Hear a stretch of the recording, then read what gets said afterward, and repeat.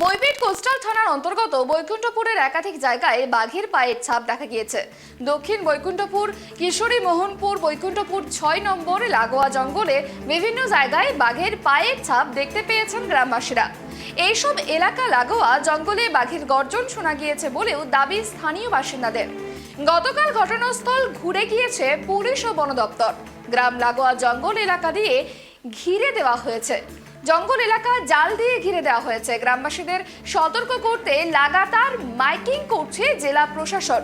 রাতে বাইরে বেরোতে নিষেধ করা হচ্ছে। এ বিষয় নিয়ে আমরা কথা বলবো। আমাদের সঙ্গে রয়েছে টেলিফোন লাইনে প্রতিনিধি গোপাল। গোপাল, মইপিঠে বাঘের আতঙ্ক, কি জানা যাচ্ছে এই বিষয়ে? দেখো সুপর্ণা, বাঘ যেন আতঙ্ক ছড়িয়ে যেভাবে বেরোচ্ছে, সুন্দরবনের মানুষ কিন্তু আতঙ্কে আতঙ্কিত রয়েছে।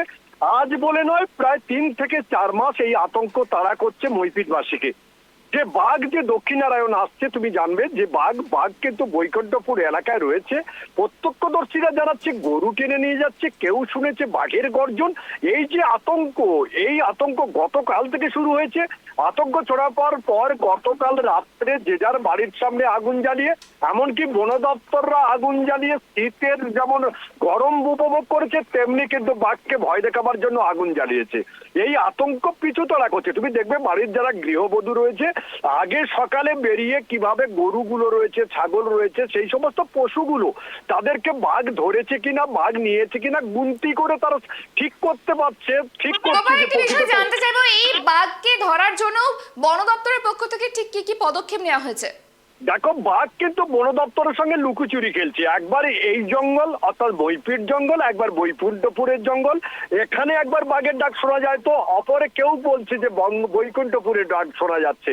এটা নিয়ে কিন্তু বন দপ্তর বিভ্রান্ত হয়ে গেছে। তারা কিন্তু ইতিমধ্যে নেট দিয়ে 2টি জঙ্গল ঘিরে দিয়েছে, এবং যাতে বাঘ না আসতে পারে, এবং অক্লান্ত পহরায় তারা রয়েছে যাতে এলাকার কোনো ক্ষতি না হয়। কন্যা, বেশ, অনেক ধন্যবাদ আমাদের সঙ্গে থাকার জন্য। হ্যাঁ, আমরা তো আতঙ্কে আছি। সারা রাত আমরা খুব ভয়ের মধ্যে আছি, এবং বাচ্চা কাচ্চা নিয়ে গরু ছাগল খুব আমরা ভয়ের মধ্যে আছি। এখন থানা থেকে পুলিশও কোনো এখানে আসেনি। ফরেস্টারও মোটামুটি রাত্রি 12টার পরে ওদের দেখা যায়নি। আমরা খুবই আতঙ্কের মধ্যে রয়েছি। হ্যাঁ, এই তো টাটকা হেঁটে গেছে, টাটকা বাঘ হেঁটে গেছে, আমরা তো দেখতে পাচ্ছি, আর আপনারাও দেখছেন। আর আমরা কি বলবো, এভাবে বারবার, একবার নয় বারবার বাঘ পার হয়ে আসে। আমরা খুবই আতঙ্কের মধ্যে থাকি।